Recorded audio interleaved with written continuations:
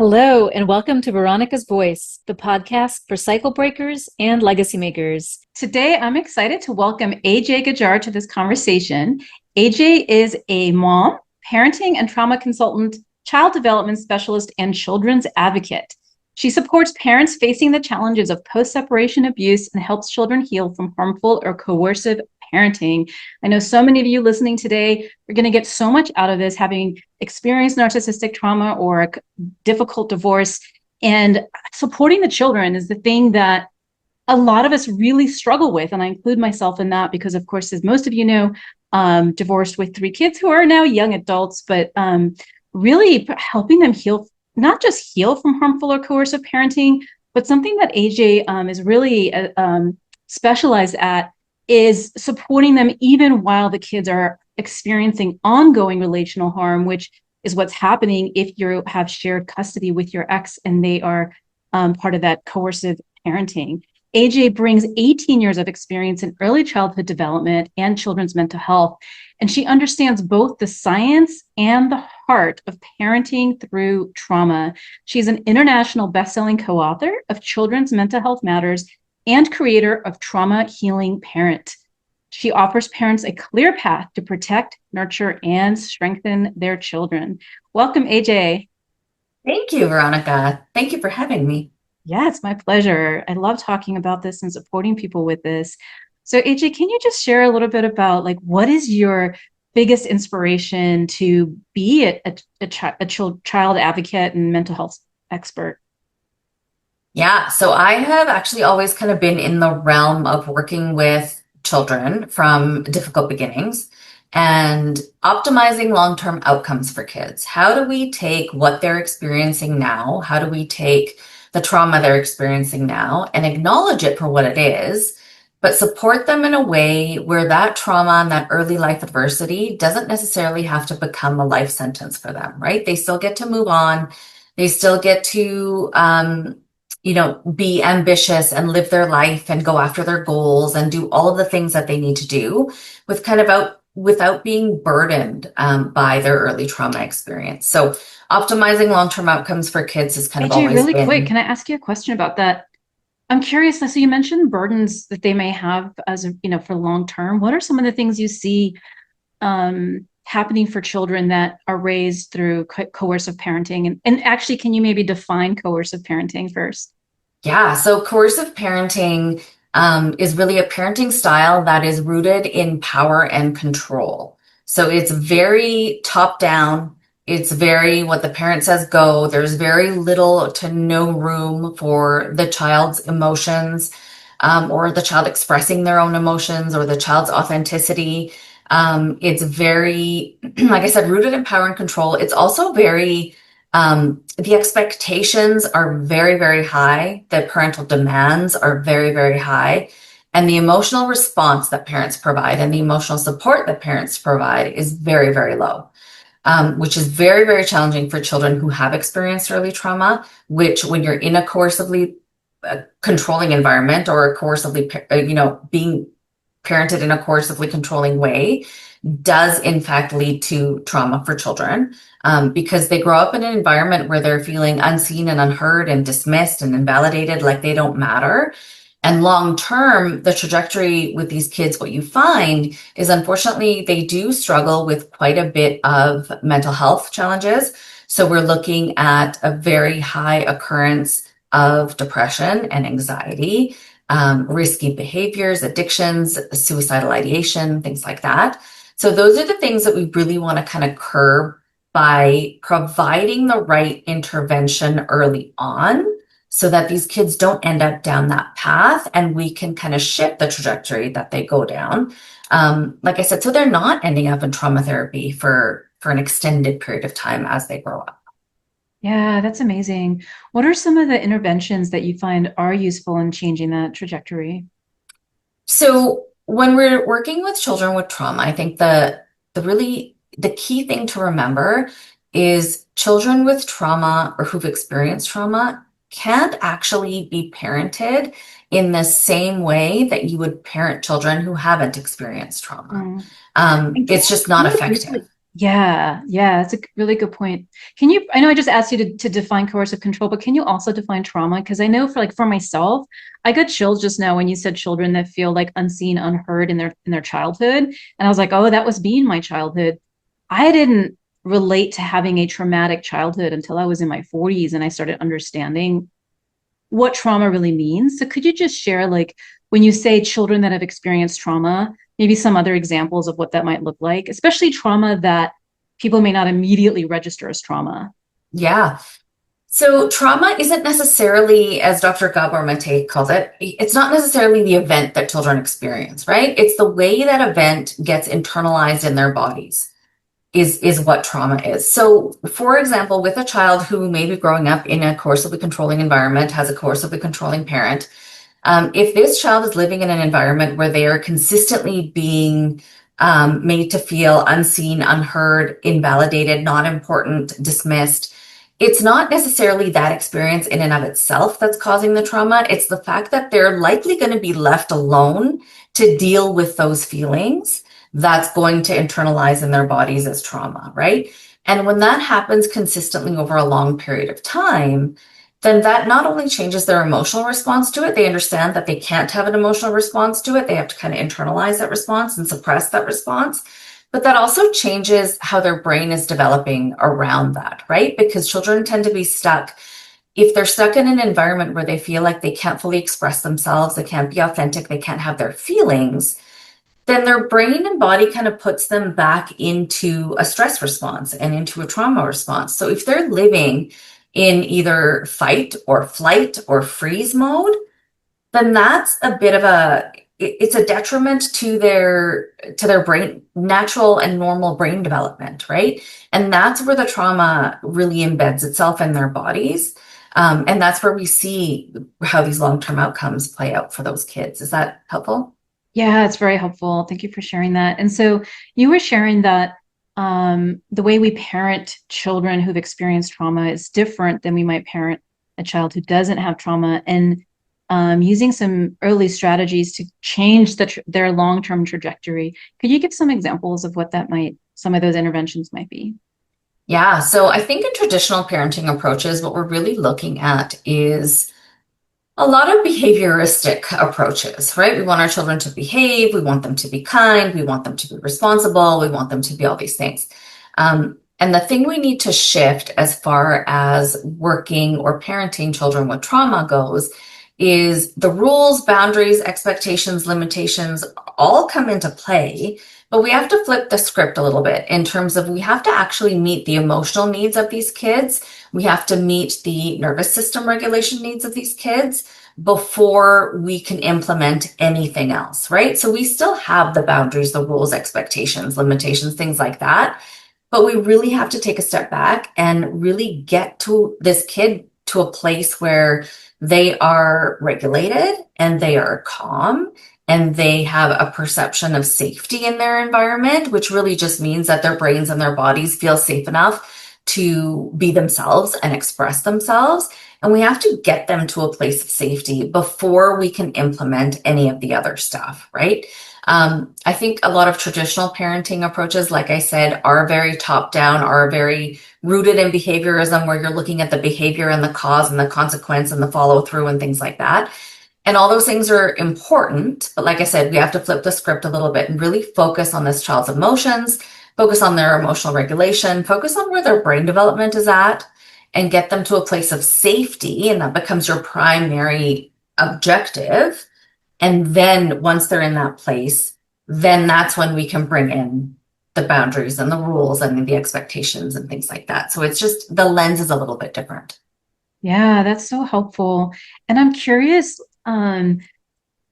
if you, as you work with parents, if what are sort of like the top, I want to say mistakes that parents make, but I want to be really clear about that. Again, as somebody who has parented three kids, and their dad definitely meets that definition of coercive control, and I didn't have this information in the immediate years after the divorce, and then I sort of came to learn it over time. And now looking back, I can see that I was doing the best that I could, and I thought I was parenting the way that I was being advised to parent, whether it was by the courts or by therapists or by whomever else. And I can see that I made mistakes.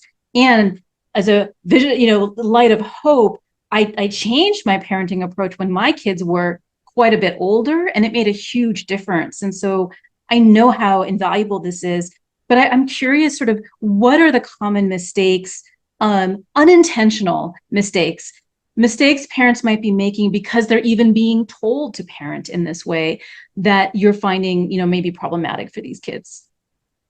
Well, I think the first one that parents really struggle with is the very high emotional outbursts of behavior that happen with a lot of these kids, especially when they're younger. So if they are living for any period of time, really, with the other parent in an unsafe environment, like we said, if they're living in their stress response, when they come back to the safe parent is when they're going to release the need to be in that stress response. And what happens from a nervous system perspective is when all of that stress and all those stress hormones that have built up in that system get released, it can cause a very big, overt emotional outburst of behavior, right? We're looking at things like kicking and crying and screaming and punching and spitting, like all of the behaviors. And I think, again, if we look at it from a very traditional behaviorist perspective, it's, oh no, you have to shut those behaviors down very fast. You put up your boundaries, you make sure they know what the rules are, what the expectations are. It's not okay for them to behave like that and things like that. And what we find is if we approach these kids in that way, we are going to escalate those behaviors for them. And then we're also going to, unfortunately, unintentionally create a secondary environment for them where they also don't feel safe, right? So I think that's where I get a lot of parents coming to me saying, I've done all of the things. This is what the therapist is telling me to do. And this is what all the parenting manuals are telling me to do. And it's not working for my kid. They're dysregulated. They're angry. Now they're really, not responsive to me, and they're shutting down. And what do I do? Right. So that's one of the big ones. The other one I find as kids get older, especially if one of the parents is operating from a more coercively controlling or coercively parenting perspective, is what do I do with my kids to make sure they don't potentially align with the other parent? And I know that is a huge fear for parents who are parenting in this dynamic, right? Because there might be times, like I said, as these kids get older, if they're coming back to you in a dysregulated state, you might not have the kicking, crying, screaming, punching, physical stuff anymore. You might have, you're a terrible parent. You've been lying to me my whole life. Mom or dad told me A, B, C, and D. How dare you defend yourself? Tell me the truth. How could you do that to us? Like all of those things, right? Which, Yeah, as a I parent, definitely saw those in my teenage and even young adult, well, mostly my teenage, and then also shut down, where they yeah, just, and I had boys, and boys and girls are different, but shut down. And so then how do I even connect with them? How do I know if they're self-harming or having suicidal ideation if they're not even talking to me? exactly. Well, and it's so counterintuitive a little bit, right? Because if you have a kid who is shutting down, typically your parent brain would tell you, you got to reach out to this kid. You got to push a little bit with this kid. You got to make sure they know you're there. You got to push at them a little bit. And what you actually have to do with kids who've experienced trauma and are in this dynamic is actually back off quite a bit, right? Like you have to give them time and you have to give them their space, which can be really uncomfortable for a parent because you want to be there and you want to almost go in right away, defend yourself, clear the air, make sure your kid knows what's true and what's not so they don't have the wrong perspective of you.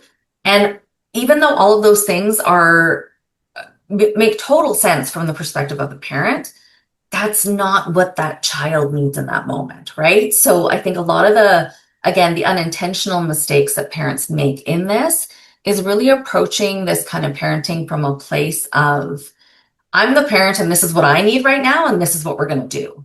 When it's about creating space and really taking yourself out of the equation for a minute and looking at the needs of your child and saying, what are they needing from me right now? I need to address that first. We will deal with all the rest of it after. So beautiful. Yeah, taking yourself out of the equation and not easy to do. Not easy to do. No, Where not easy to do. And I do want to be really, really clear. That doesn't mean that your feelings and your emotions don't matter, mm, right? Like, I want to be really clear on that. It's just that we have to kind of shelf them for the moment. It's about kind of triaging whose needs matter the most in that moment. And your kids are going to matter the most in that moment, right? Your own needs and your own feelings about it, however valid they are, because they are valid. But there, we need to reserve time and space for us to process those on our own, or with a coach or with a therapist, or, with whoever at a different time, right? We kind of have to prioritize what these kids are needing in the moment and then take our own time and space for our own emotions later. I want to be really clear that parents are not just ignoring or just kind of glossing over their own emotions. That's a really good point. It's so important to process those emotions. So let's see if I caught everything. The things that I heard is one, taking yourself out of, well, one is making the kid feel safe, and understanding that when they come to your space, they may need time for regulation of their nervous system. Taking yourself out of the equation so that you can really meet their needs, the kids' needs, and not be focusing on behavioral management. This is wrong. We need to change your behavior. Is that right? Yeah, 100%. Yeah, so those are they, like, when I say them, I mean, I know that they're not easy. So, but even just reiterating them, they can maybe sound kind of simple and maybe even common sense, only not because we don't, I know I didn't do them without being taught how to do them, right? But you're like, yeah, I keep them safe and I make their needs come first. But it actually, as I think everyone listening can relate, it's quite challenging to actually implement. And AJ has a course that can help you learn the steps to implement some of these techniques. I may have said that wrong, but I'm going to let you, AJ, share about your course and what it is and how it can help parents.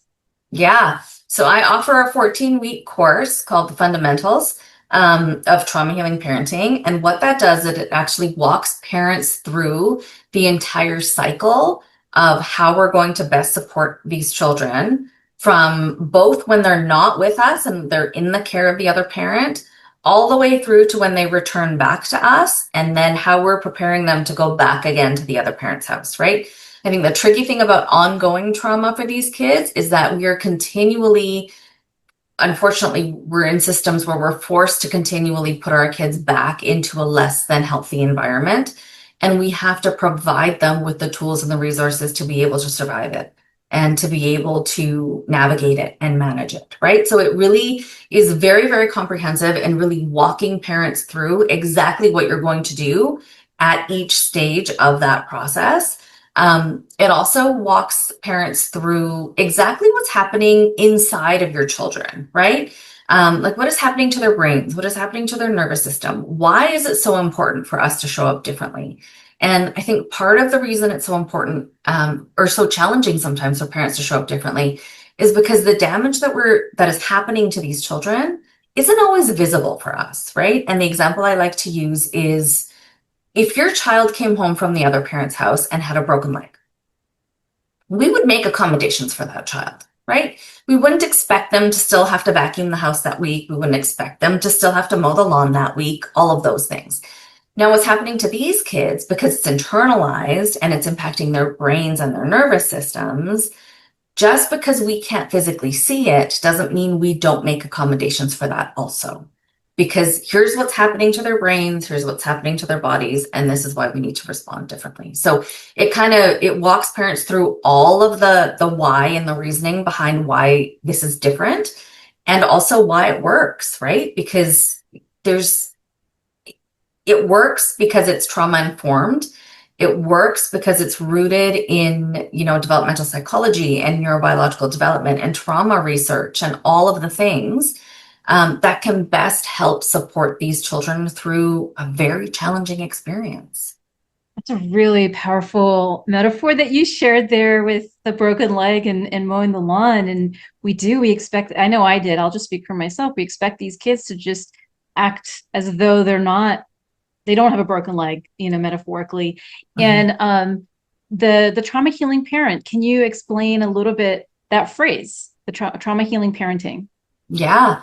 So the reason I called it trauma healing parenting is because I think so many of us get caught up in all the harm and the damage that the unhealthy parent is doing to our children. There's no doubt that there's harm and damage that's happening there, but we tend to undermine the healing capacity that the healthy parent has for our children. We really undermine it. And the reality of it is, you don't actually need a therapist. You don't need a doctor. You don't need, there's time and space and a place for all of those things. But the impact that you can have on your children, the extent to which you can actually help heal their trauma is immense because you are their parent and you have a natural intrinsic attachment to them and they have one to you. And there is an amazing opportunity to be able to kind of leverage that attachment relationship that you have, which a therapist or a doctor doesn't have, for you to be able to heal your child's trauma even more effectively and much, much faster than I would say any practitioner can, which is why it's called trauma healing parenting, because it's really the parent themselves that holds all of the power. I know I have clients coming to me saying, can you work with my kid directly? And that is the reason my answer is always no, because I actually don't have the kind of power with this child that you have with them. You can heal them much faster. And it's really about putting, like I said, the power and the agency back in the hands of these parents who, due to the circumstances that they're in, unfortunately, they feel like they've had all their power stripped from them and all of their agency stripped from them, and they can't control anything in their own life or what's happening to their children. And it's about really kind of reframing that dynamic and that perspective from a place of, no, you have an immense amount of power, an immense amount of control. And if we leverage it in the right way, we can do amazing things to help protect these kids from long-term future harm. Amazing. I got chills as you were talking about that. Yeah, the feeling of all your power being taken away when you have partnered with a coercive partner and who's now a coercive parent, and discovering that you actually have the ability to heal your child or children, and also even prevent trauma, because as you shared, AJ, trauma being how the event is carried in the body. And so through this parenting approach that you teach, you can actually reduce what they're carrying in their body so it doesn't become trauma. So you're both being preventative and then also supporting them in healing what's already present. Is that right? Yes, absolutely. Yeah, so powerful. And I don't think any parents recognize that. Very few parents recognize that they have that capability and ability to heal your child. So I know I and so many people that I work with and know are looking for that external source. Who's the therapist? Who's the doctor, like you said? Who's the whatever that can save my child, that can help my child, that can hear me and believe me that their other parent is coercive? Who will hear me? Who will believe me and come in and save my child? And the answer is, it's you. It's you. Which is like terrifying and is so empowering. Yeah. So I'm so grateful for your work in this world. It's just huge. So for those of you listening, if you're interested in AJ's course, tell us when it starts. It starts in the second week of September, so the week of September 8th. Week of September 8th. And so of 2025, for replay watchers, this may be, you may be watching this in the future. If you're interested in the course, the information is available in the email and also in the YouTube description, if that's where you found this video. And if it's past that time or something else is happening for you, there's also a link below to connect with AJ and see what's going on for her right now and how she can support you. So AJ, thank you so much for being here. And I'm curious, do you have any final thoughts or tips for our parents? I do. One thing that I would really like parents to hear is, and it's a really challenging thing to do, but don't take your children's behaviors personally, because it has very, very little to do with you. And it has so much to do with their own experience and them just trying to, muddle their way through and figure out what's right and what's not and how they're feeling and why they're being made to feel like that. if at all possible, if we cannot take it personally. And then I guess that also goes back to, let's really prioritize what these kids' needs are. Not take it personally, make sure we're doing what they need first, and then we deal with all the rest of it later. And to not lose hope, right? It's never too late. I have some parents coming to me saying, my kid's 16, 17, like I did this all wrong. Like there's no hope. And it is never too late to turn this around for your kids. Never too late. Absolutely. Never. I personally healed from my childhood trauma when I was in my 40s. So it's definitely never too late. And, one thing I think about too, AJ, is people who worry that it's too late. I think about like right now, I'm in my 50s. If one of my parents came to me and said, I love you, I'm here for you, I messed up, I'm so sorry, what do you need? How can I make you safe? How can I support you? Any of those things, it would change my life right now as a 51-year-old. Mm-hmm. So if your child is 15, 16, 20, 30, these techniques, these approaches and techniques that you teach still work. Yeah. I know your specialty is with younger children, but I just want to share with people listening, like it is never too late. No, it's never too late. Thank you so much, AJ. Thank you for joining me on Veronica's Voice. If you took something away from today's episode, remember to like, share, and subscribe so others can benefit as well. See you next time.